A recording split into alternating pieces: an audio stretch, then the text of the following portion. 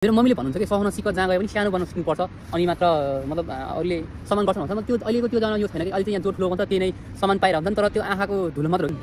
आगो बाल्दिरहेको चाहिँ होइन अनि त्यहाँबाट त्यो लेप ल्याएर आएर नान पोलेर आफ्नो भाकाफे खाने छ यहाँ चाहिँ फुलेर है। यस्तो रसिलो छ नि यो स्याउ, यस्तो मिठो छ होइन।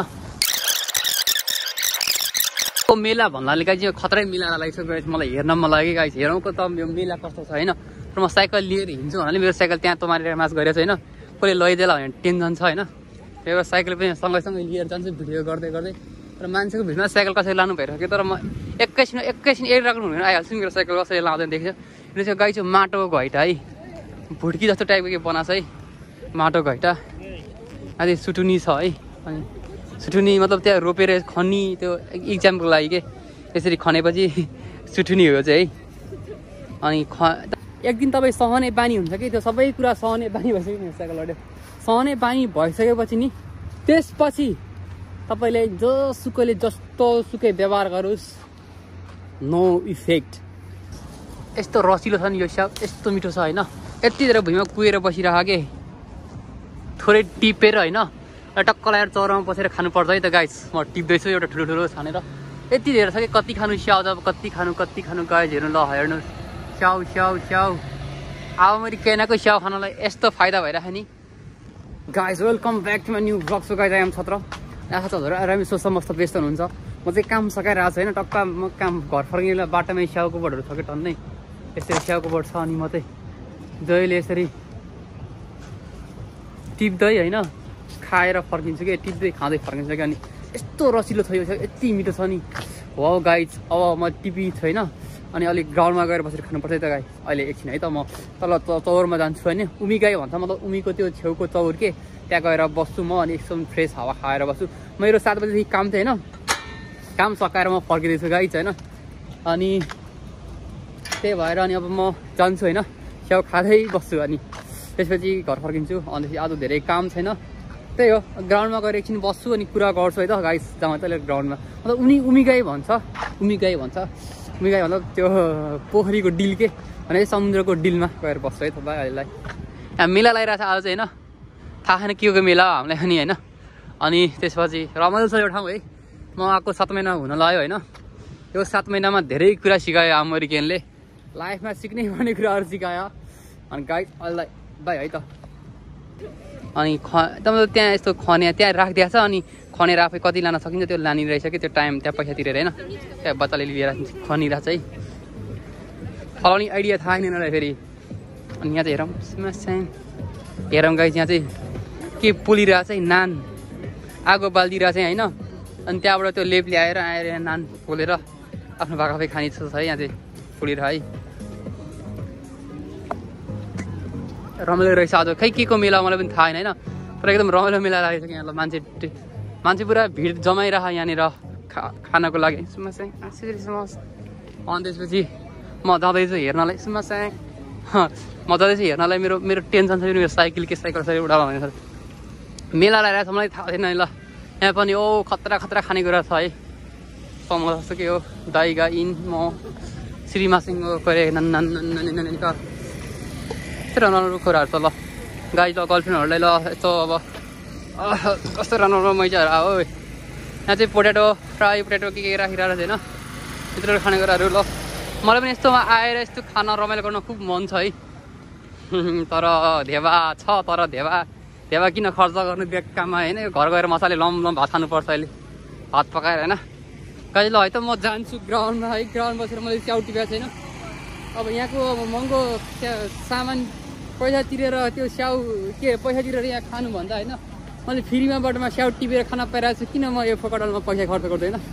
गाई जाउँ है त स्याउ खानलाई। अब गाई म ग्राउन्डमा जान्छु उमिगाईमा त्यहाँ गएर बस्छु। अनि त्यसपछि त्यहाँ देखाउँछ तपाईँलाई यहाँको रहनसहन कस्तो छ रमाइलो छ त्यहाँ होइन। एकदम शान्त छ वातावरण एक्लै मस्त लगाएर हावा खाएर आधा घन्टा जति हावा खान्छ नि म जान्छु गाई फेरि घरमा है त। अहिले भाइ म जाउँ है त साइकलमा जान्छु त्यही भएर म भिडियो गर्दिनँ है। अहिले भाइ म त्यही ग्राउन्डमा गएर भेट्छु है त भाइ।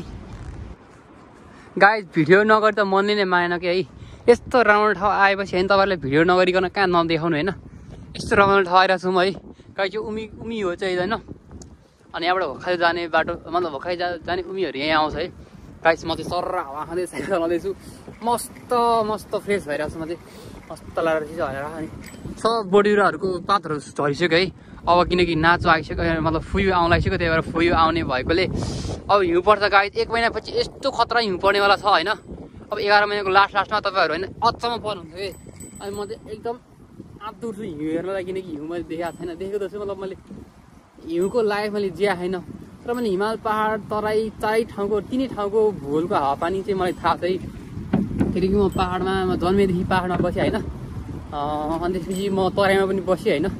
अब हिउँमा पनि बस्न आइरहेको छु गाइस। जे होस् लाइफको एक्सपिरियन्स यस्तो मजा हुनेवाला छ, मजाको एक्सपिरियन्स हुनेवाला छ नि मेरो होइन।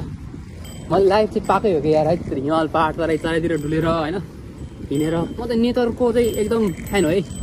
मलाई चाहिँ होइन निहोङकोमा चाहिँ सिजन भन्छ है, सिजन भनेको नेचर। अनि नेचर एकदम मनपर्छ गाइस। ल म आइसकेँ आहोमखेङको यो प्रसिद्ध ठाउँ भने यो टावरमा त धरहरा जस्तो है। यो टावरमा चढेर सबै आहोमखेङको पुरै एरिया हेर्न मिल्छ होइन। अनि धेरै ठुलो सहर छैन यो चाहिँ होइन, सानो सहर छ। तर मेरो लागि होइन एकदम ठिकै छ, सानो।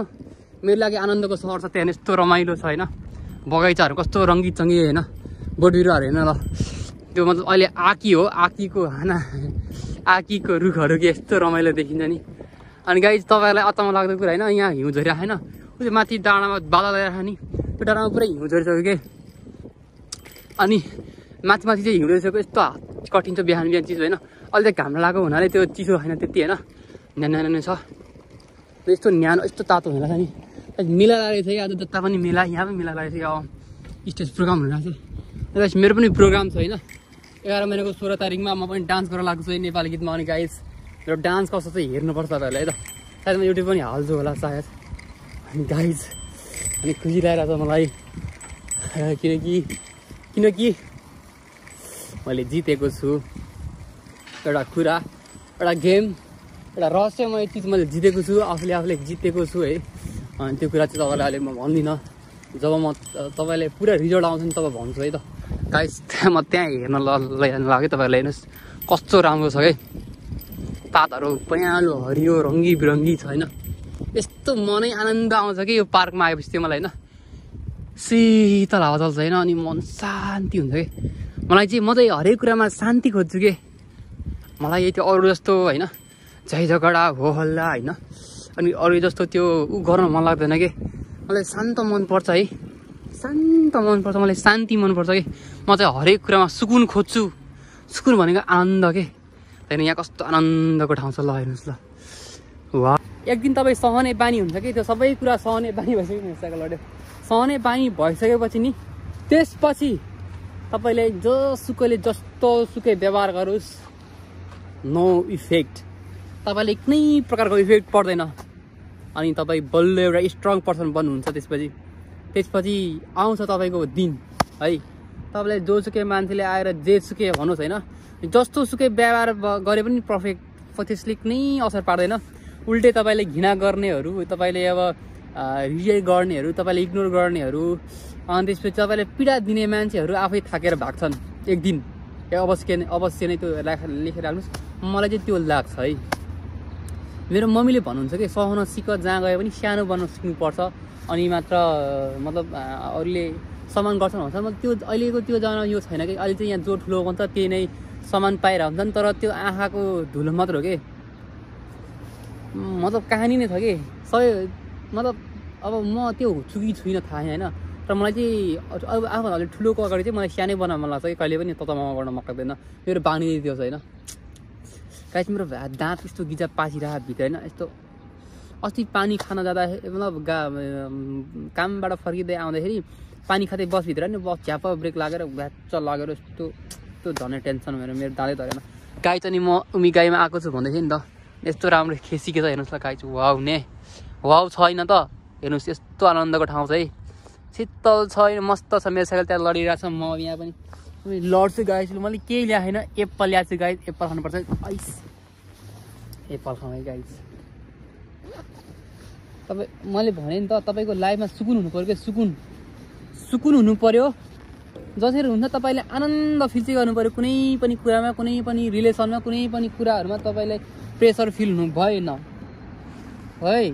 अनि मैले भनेको एउटा कुरा तपाईले जसोले जस्तो व्यवहार गरे पनि तपाईँ सही दिनुस् केही दिन गरेर हुन्छ तपाईले त्यही एक दिन बानी पर्छ त्यही कुराले बानी पर्छ भोलि तपाईको लाइफमा त्यो कुरा त आउँछ नै हैन सबैको आनन्द सधैँ आइरहँदैन हैन म त अलि यसरी खुसी छु भोलि मलाई रुनु पर्ला रे त्यही भएर सबैको दिन एउटै हुँदैन फरक फरक सिचुएसनमा गुज्रिनु पर्छ त्यही भएर मैले चाहिँ स्याउ चोरेर ल्याएको छु गाइज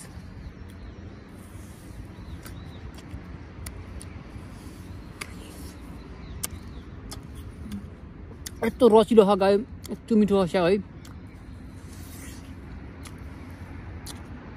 एवान छ एवान यस्तो मिठो स्याउ छ है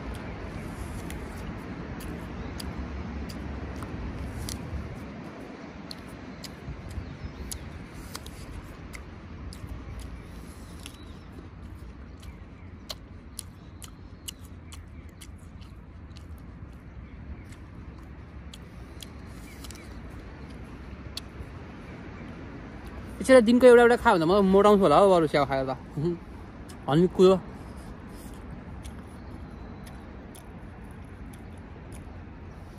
मेरो यस्तो घाउ यहाँनिर यस्तो घाउ काटेर दुखिरहेको खानै मिल्दैन गाइस अहिले बाई टेक केयर है तपाईँले देखाउँ कि क्या अझै नयाँ नयाँ कुराहरू मेरो स्याउ यहाँ हेर्नुहोस् है त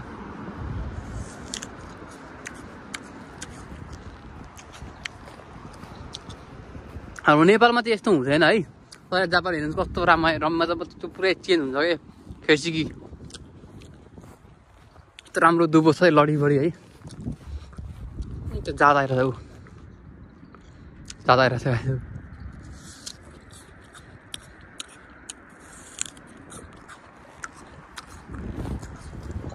यस्तो मिठो छ क्या हेर्नुहोस् गाइस यस्तो रङहरू चेन्ज भइरहेको होइन अनि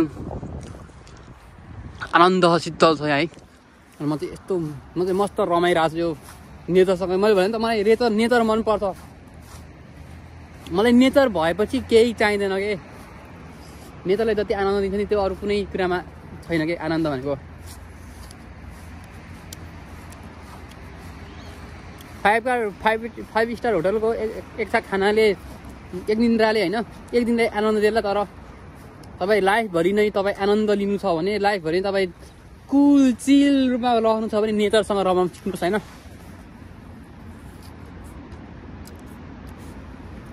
आफ्नो खुसी आफैमा खोज्नुहोस् अरूमा नखोज्नुहोस् त्यही हो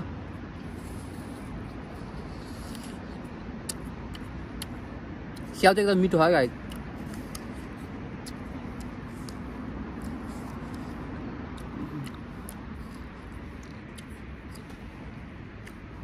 wow A thank you so much मलाई हेरिदिनु भएकोमा मैले यो भ्लग चाहिँ अब घर गएर अहिले नै अपलोड गरिहाल्छु होइन कि मैले आज भ्लग अपलोड गरेको छैन अनि दोस् गाइस सबैबाट मिल्दैछ बिस्तारै बिस्तारै आज पनि भोलि पनि होइन मेरो काम मेरो कर्म म छोड्दिनँ गर्नलाई होइन मेरो सपना छोड्दिनँ होइन मलाई जोसुकैले छोडेर जाओस् मलाई मतलब छैन होइन जसलाई साथ दिनु छ दिन्छ होइन साथ दिनेहरूलाई होइन बस्न चाहनेहरूलाई सम्मानका साथ राखौँला होइन फुल सजाएर होइन माया दिउँला केयर गरौँला होइन लाइफभरि साथ दिउँला होइन साथ दिन चाहनेहरूलाई छोडेर जानेहरूलाई जान दिने हो कि छोडेर जान चाहनेहरूलाई जान दिने हो होइन रहन्जेल साथ दिने हो सपोर्ट गर्ने हो माया दिने हो गएपछि मतलब गर्ने होइन जहाँसुकै जाओस् बाल गर्ने होइन बाल गर्नु पनि हुँदैन किनकि गइसकेको चिजलाई एकचोटि गइसकेको चिज फेरि दोहोरेर आयो भने राम्रो हुँदैन एकदम त्यो याद राख्नु गाइस अल्ले चाहिँ भाइ है त take care guys thank you so much